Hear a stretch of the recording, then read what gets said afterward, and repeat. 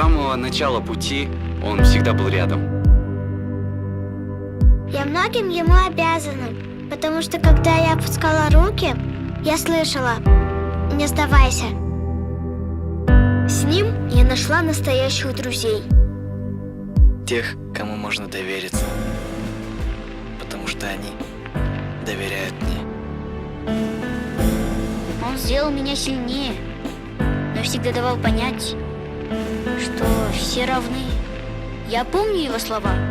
Мы не выигрываем и не побеждаем.